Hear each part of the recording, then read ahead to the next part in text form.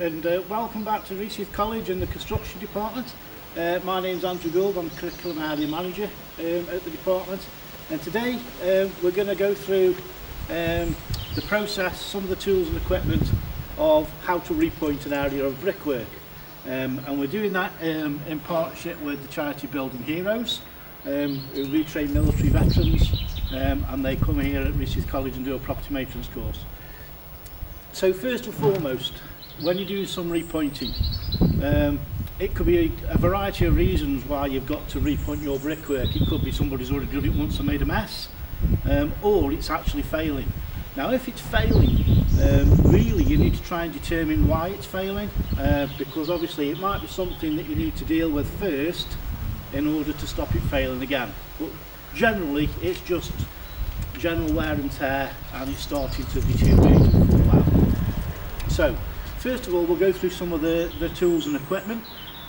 As always, health and safety, you've got to be wearing the right PPE to protect yourself from any accidents or any substances that might be around. So we would always have our gloves. You're definitely going to need some safety glasses because you're going to be using a hammer and chisel and potentially an angle grinder as well. A dust mask for the same reason. There's going to be a lot of debris flying around with some dust, and the last thing you need is to be inhaling any of that.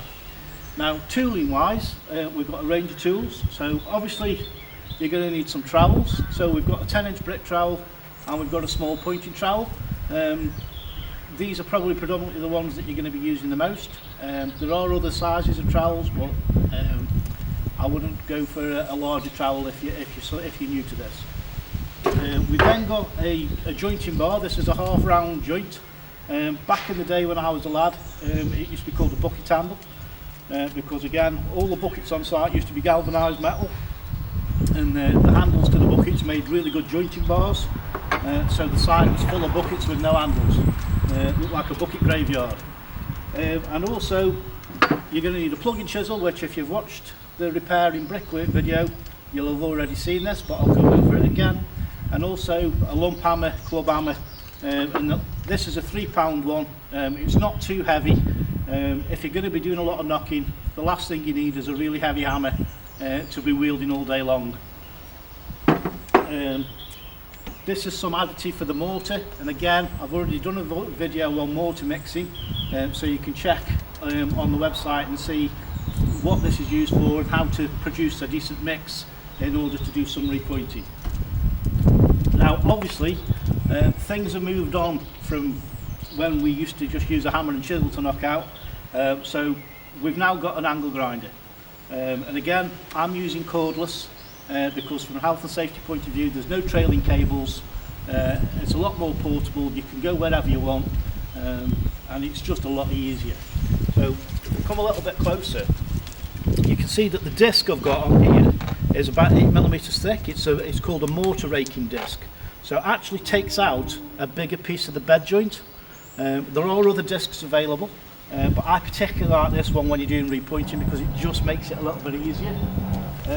This is a diamond disc, so you've always got to check it for any damage, which you would do anyway. If you were using the old type of discs, it's an absolute priority that you check that, because with the old carbon discs, if there was any chunks missing or any excessive wear, it would be really dangerous to use that.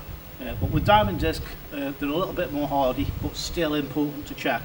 As it is with the tool, when you're using any power tool, you've got to check the body of the drill, the body of the grinder, check for any imperfections. If there's anything wrong with the drill and you're not happy with it, do not use it. The grinder, don't use it.